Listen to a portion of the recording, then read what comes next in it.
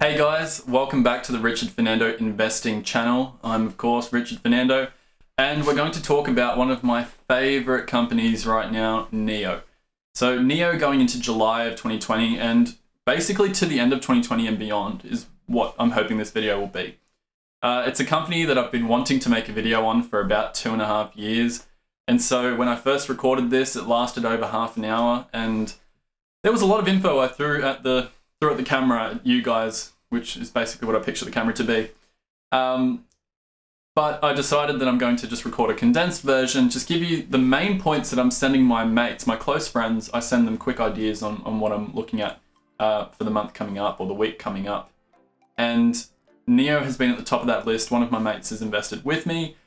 And these are a lot of the reasons that we share as to why we think that this is a solid investment still in July 2020. Even though it's been on the market for a while, even though it's had the crazy turbulent times it's gone through lately in terms of stock price, mainly to do with capital issues, which are now, for the most part, cleared up with the Hefei government deal, with the Tencent investment, with the share dilution and general offer they made. A lot of that reason that shareholders had to stand off this stock, or the reason they were standing off this stock, is gone. So now we can focus on the growth runway that this company has. I'm going to put a photo here. It's not the greatest photo, but in my favorite little photo putting spot of me with a NIO ES8 back in November or December of 2018.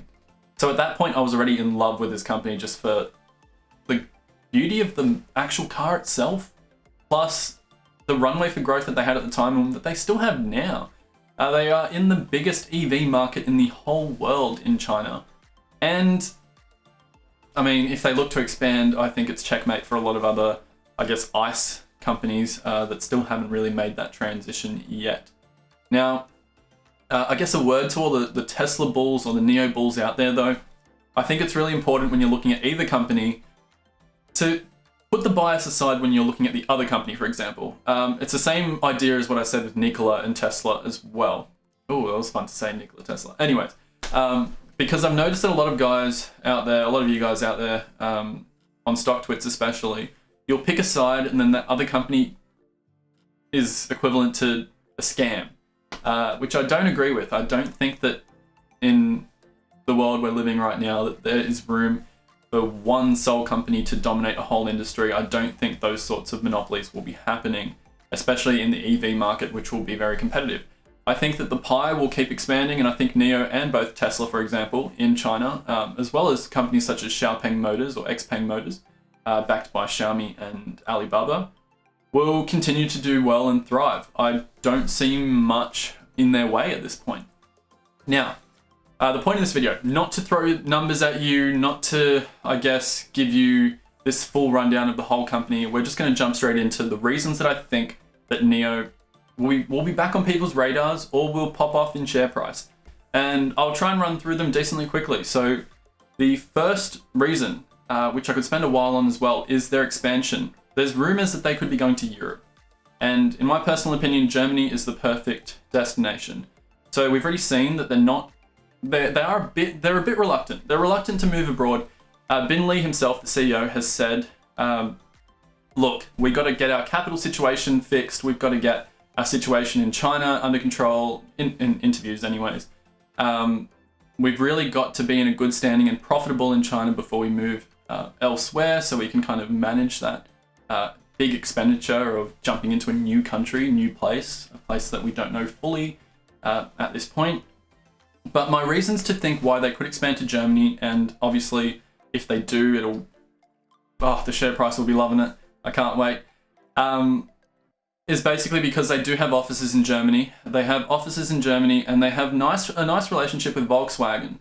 Volkswagen, I'm pretty sure, has a small equity position in NIO. I could be wrong there. But there have been plenty of occasions when NIO executives and Volkswagen executives have, for example, spoken at the same summit. I'll put one example here.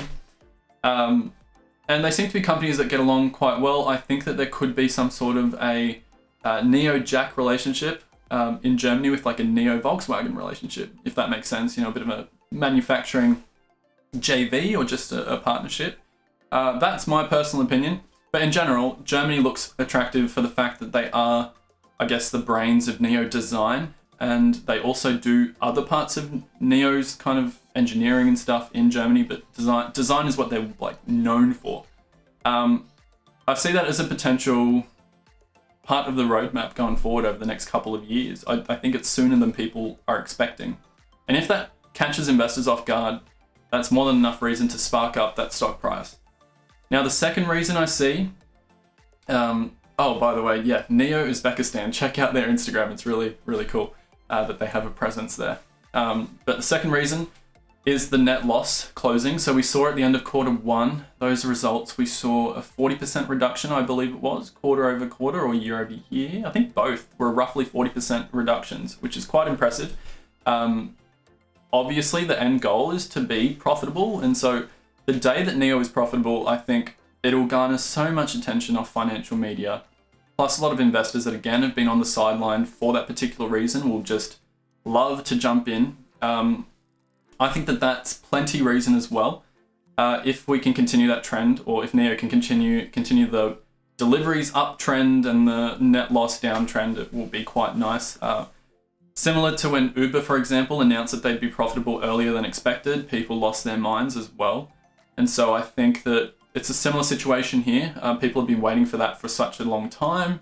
So the day it comes, to the moon. Well, I'm not going to say to the moon, that's too crypto for me. But you know what I mean. And then reason number three. Reason number three is a bit of an interesting one. And I guess a little bit out of left field. So obviously we know NIO engages in battery swapping. They have patents in that area, and I think that's super important. I don't think people understand the importance of that.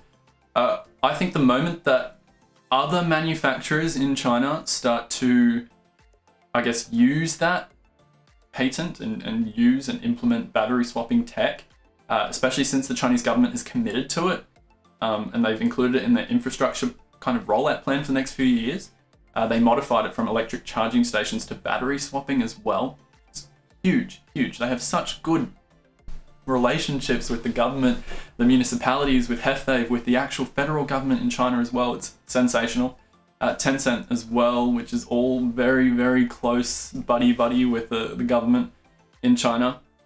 And so once other companies start to use that battery swapping technology, I think that adds a layer of legitimacy to the tech. Although, as you can tell by the photo I'm going to put here, they're already implementing it and putting it, it's everywhere. It's everywhere. There's already a huge network. And so in my eyes, it's already completely valid, but I think that'll help more investors come on board with the tech and say, okay, Tesla, for example, tried and failed at this technology. They found it didn't work. They found US consumers didn't like it. But let's be real, in China, it is working. It is popular. It's a convenient option. It's a convenient solution to just be able to drive in and a couple minutes later have a new fully charged battery in your car, plus a quick check under the car. And yeah, it's genius, really. They're doing they're killing two birds with one stone, really. They're getting a quick charge and a checkup, a kind of light checkup, but still very interesting that they've gone down that route. And I can't believe it's really happening. A fourth reason is the Mobileye partnership, so Intel's Mobileye. So Intel, in my personal opinion, Intel, with all their dramas in the chip making world, they have a lot riding on Mobileye and on NIO working.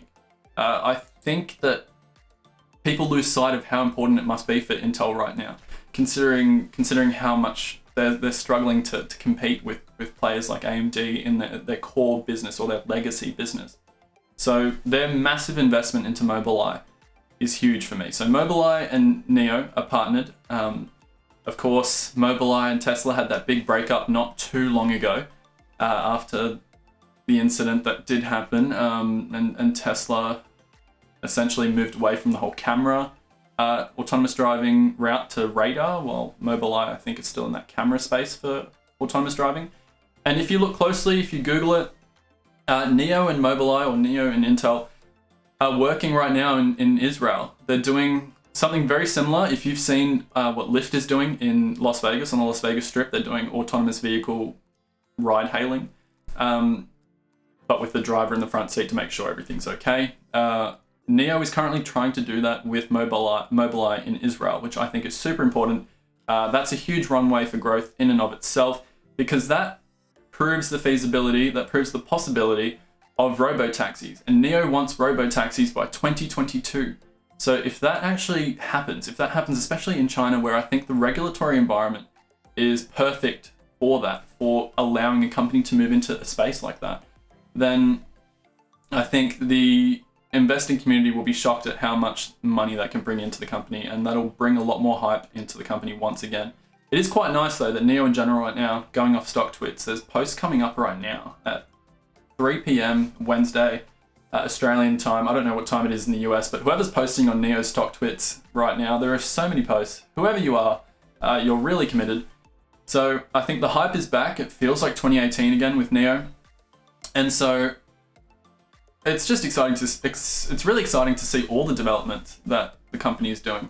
In particular as well, JAC Motors, who does their manufacturing, has launched in partnership with NIO another brand or a side kind of make to NIO, which is Hycan, Hycan.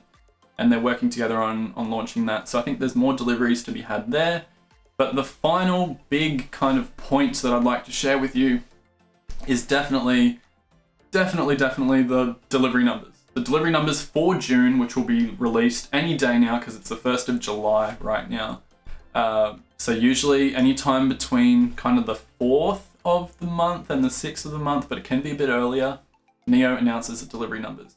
And with the popularity of the is it the EC6 or the ES6? I forget, I'm sorry. But with those deliveries kind of dominating the ES8 deliveries at this point, I think that there's genuine possibility that we're going to crack that elusive 4,000 delivery mark for the month. I think that that's huge. I think that that is enough for a lot of investors to go, wow, it's happening. We're breaking records month on month, that sort of thing. And it'll bring a lot more people on board. A lot of the existing investors will say, yep, I was right. This thing is still growing. It's still climbing. I'm going to buy back in. I'm going to buy more.